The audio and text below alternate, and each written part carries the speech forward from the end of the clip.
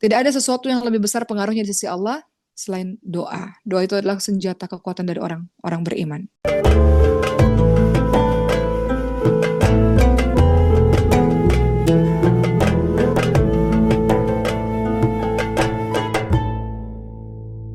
Apa kata Rasulullah? Doa akan senantiasa dikabulkan selama dia tidak berdoa yang mengandung dosa, atau selama dia berdoa tidak memutus tali silaturahim, dan selama dia tidak terburu-buru. Siapa orang yang terburu-buru dalam berdoa? Kata Rasulullah SAW, ada orang yang mengatakan, ya Allah, kau sudah berdoa lama, kau tidak kabulkan ya Allah. Kemudian dia merasa marah dan dia tinggalkan doa itu. Itulah orang yang terburu-buru dalam berdoa. Dia merasa capek dalam berdoa, dia merasa lelah dalam berdoa, dia merasa lelah dalam melibatkan Allah dalam kehidupannya karena dia gak melihat adanya perubahan. Kata Rasulullah, orang-orang seperti ini adalah orang-orang yang terburu-buru dalam doa. Dia meninggalkan Allah di saat Allah sebentar lagi akan memberikan bantuan kepadanya. Dalam berdoa kepada Allah SWT, boleh jadi terkabulnya doa sebentar lagi, tapi kamu sudah hentikan gitu ya. Bahwa pilihan Allah yang terjadi pada dirimu pada saat ini adalah pilihan yang terbaik, adalah takdir yang terbaik. Umar selalu katakan takdir nggak ada yang buruk, hanya pikiran kita yang sempit inilah yang nggak mengerti dan nggak paham, sehingga menganggap apa yang terjadi pada diri kita adalah sesuatu yang buruk. Allah hendak mengajarkan sesuatu kepadamu, Allah hendak mengajarkan sesuatu yang besar dan membentuk sikapmu atau membentuk pribadimu menjadi sesuatu yang berbeda dibandingkan sebelumnya melewati ujian-ujian itu. Teman-teman lihat dalam surah Al-Baqarah 186, apa kata Allah SWT? A'udzubillahi minasyaitonirrajim. Wa idza salaka 'ibadi anni fa inni qarib ujibu da'wata da'i idza da'an falyastajibu li wal yu'minu bi la'allahum yarshudun. Kalau ada yang bertanya aku di mana, maka kata Allah SWT, aku itu sangat dekat. Aku mengabulkan permohonan orang-orang yang berdoa. Apabila dia berdoa kepadaku, maka hendaklah dia memenuhi semua perintahku dan hendaklah dia beriman kepadaku agar mereka selalu berada dalam kebenaran. Jadi kalau sudah tahu ini, aku mengabulkan doa pada siapapun yang berdoa kepadaku. Aku dekat, kata Allah. Kalau kita tahu ini, maka seseorang tidak akan pernah meninggalkan doa kepada Allah SWT. Tidak mungkin Allah SWT menyanyiakan setiap doa yang kau panjatkan kepadanya. Kita tahu Allah sangat dekat pada orang-orang yang berdoa. Allah mengabulkan doa orang-orang yang berdoa. Nggak pantas kita putus asa dari janji Allah yang maha mengabulkan doa itu. Seorang ulama mengatakan doa adalah sebab terkuat bagi seseorang agar bisa selamat dari hal yang tidak dia sukai dan sebab utama untuk meraih hal-hal yang dia inginkan. Tetapi pengaruh doa bagi setiap orang itu beda-beda. Ada yang pengaruh doanya lemah sebab dirinya sendiri. Boleh jadi doa itu Allah nggak suka karena terlalu melampaui batas. Atau boleh jadi doa itu berpengaruh sangat lemah karena apa? Karena hati dari seorang hamba itu lemah. Dia tidak menghadirkan hatinya ketika berdoa, nggak sungguh-sungguh minta kepada Allah. Boleh jadi doanya masih tertunda karena ada penghalang terkabulnya doa. Misalnya ada makan minuman yang haram, ada dosa dalam dirinya, ada hati yang lalai, ada nafsu syahwat yang menggejolak, sehingga doanya tertunda dikabulkan oleh Allah SWT. Gitu ya. Tidak ada sesuatu yang lebih besar pengaruhnya di sisi Allah selain doa. Doa itu adalah senjata kekuatan dari orang-orang beriman. Jadi jangan tinggalkan doa, libatkan Allah dalam setiap aktivitasmu, dalam setiap lisanmu itu bunyinya adalah doa, doa, doa. Umar pernah ketemu sama orang yang mulutnya tuh doa terus, Masya Allah. Ada seorang ibu yang sudah tua. Umar berteman dengan anaknya seorang dai internasional, Masya Allah. Setiap kalamnya itu doa, terus nggak pernah keluar dari lisannya itu kecuali doa. Kita bisa nggak gitu, teman-teman semua? Kita jarang ya ketemu orang-orang yang setiap kali lisannya keluar tuh doa, doa, doa, doa, teman-teman semua. Kullu kalam doa, semua perkataan itu adalah doa. Berikutnya yang ingin Mas sampaikan, libatkan Allah dalam semua kehidupan kita. Allah akan mencukupi semua urusan orang yang bertawakal kepada Allah Subhanahu wa taala. Tadi sudah kita bahas mengenai doa. Sekarang mau bahas mengenai tawakal. Tawakal. Teman-teman lihat surah At-Talaq ayat 3. Apa kata Allah Subhanahu wa taala? A'udzubillahi minasyaitonirrajim. Wa may yatakkal 'ala Allah fahuwa hasbuh. Dan barang siapa yang bertawakal kepada Allah Subhanahu wa taala, niscaya Allah akan mencukupkan keperluannya. Allah akan mencukupi orang-orang yang uh, bertawakal kepadanya dengan apa? Dengan Allah berikan ketenangan pada orang yang ketakutan. Allah berikan perlindungan bagi orang-orang yang membutuhkan pertolongan. Allah akan menjaganya. Allah akan membuat dia merasa tenang dari segala sesuatu yang dia khawatirkan. Allah akan memberikan segala sesuatu kebutuhan yang bermanfaat untuknya. Itu yang dimaksud dengan barang siapa yang bertawakal kepada Allah, niscaya Allah akan mencukupkan keperluannya. Teman-teman lihat juga dalam surah At-Talaq ayat 2. Wa may yattaqillah wa may yattaqillah yaj'al lahu makhraja. Barang siapa yang bertakwa kepada Allah SWT, maka Allah akan memberikannya jalan keluar. Selalu ada jalan keluar dalam setiap permasalahan. Gak ada orang jalan buntu tuh nggak pernah ada dalam kehidupan kita. Kenapa? Karena Allah janji, wa may yattaqillah yaj'al lahu makhraja. Yang bertakwa pasti akan ada jalan keluar. Di kehidupan ini nggak ada jalan buntu, nggak ada masalah, nggak ada jawabannya, nggak ada masalah, nggak ada solusinya, nggak ada. Semua ada jalan keluarnya. Itu janji Allah dalam surah At-Talaq ayat 2 dan 3. Kemudian teman-teman lihat dalam surah At-Talaq ayat 5, dan barang siapa yang bertakwa kepada Allah, niscaya Allah akan hapus kesalahan-kesalahannya dan Allah lipat gandakan pahalanya. At-Talaq ayat 4, teman-teman lihat, dan barang siapa yang bertakwa kepada Allah SWT, niscaya Allah akan memberikan kemudahan bagi urusannya. Teman-teman lihat surah An-Nisa ayat 69, ini semua janji-janji Allah. Barang siapa yang mentaati Allah dan Rasulnya, mereka itu orang-orang yang dianugerahi nikmat. An-Nisa 69, yaitu apa? Yaitu nabi-nabi, para siddiqin, orang-orang yang mati syahid, orang-orang yang solih. Mereka itu adalah teman yang sebaik-baiknya. Ya, jadi nggak ada keraguan bahwa apapun yang terjadi dalam kehidupan kita, ketika kita bertawakal, tawakal itu apa sih nanti kita bahas. Ketika kita bertawakal kepada Allah SWT, maka Allah akan mencukupkan keperluan-keperluan kita. Teman-teman, apa yang dimaksud dengan bertawakal kepada Allah SWT? Bagaimana cara kita melibatkan Allah dalam kehidupan kita? Adalah dengan menyandarkan segala sesuatunya kepada Allah SWT. Tugas kita tadi apa? Berusaha, berikhtiar, berdoa, bertawakal maknanya adalah menyandarkan segala sesuatunya kepada Allah SWT.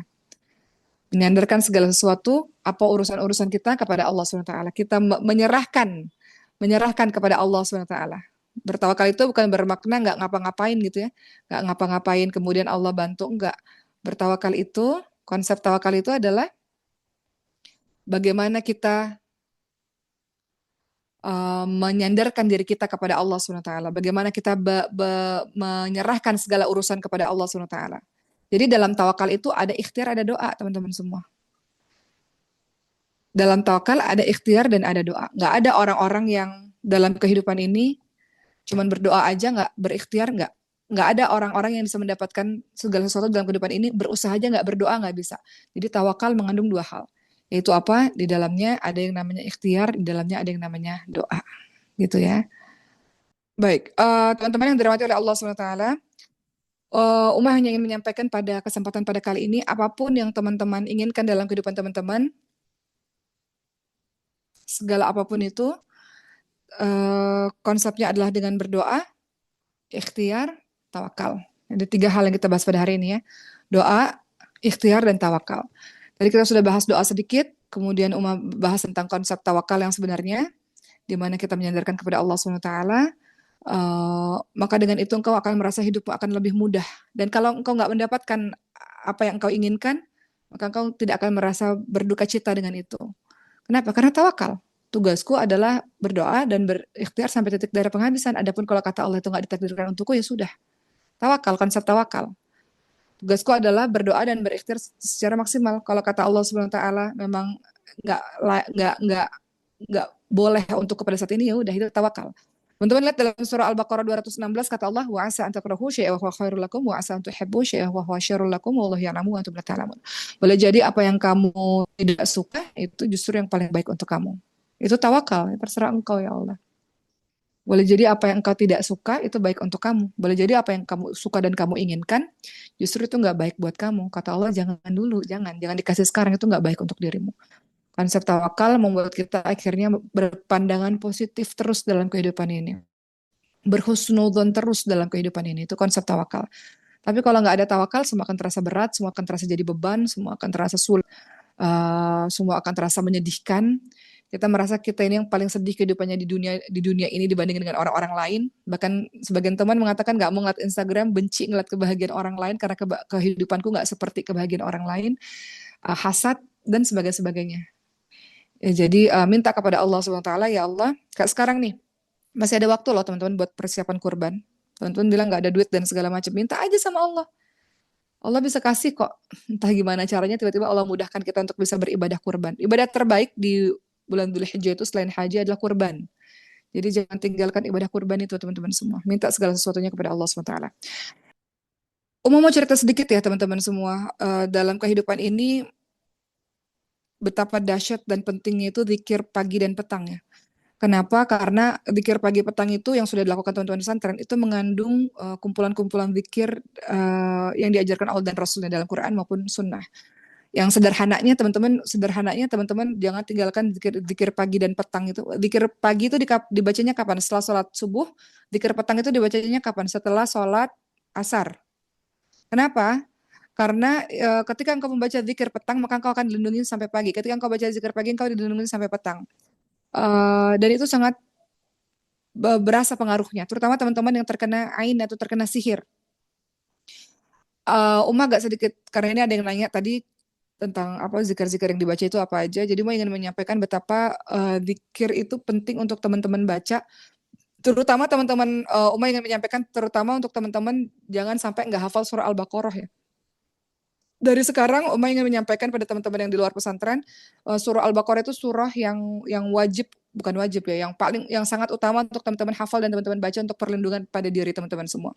Jadi kalau ditanya Uma baca zikir-zikirnya apa, zikir pagi dan petang itu melindungi dirimu dari kejahatan manusia, dari kejahatan sihir. Kita nggak pernah tahu teman-teman semua. Ada orang kirimkan sihir karena dengki, hasad, karena urusan cinta, karena urusan bisnis dan sebagainya. Itu banyak dikirim sihir. Ya, nanti ada satu waktu mungkin kita akan bahas sihir. Nah, itu semuanya bisa dilindungi kalau engkau jaga dengan baca zikir pagi petang. Ya, baca doa, baca zikir pagi petang.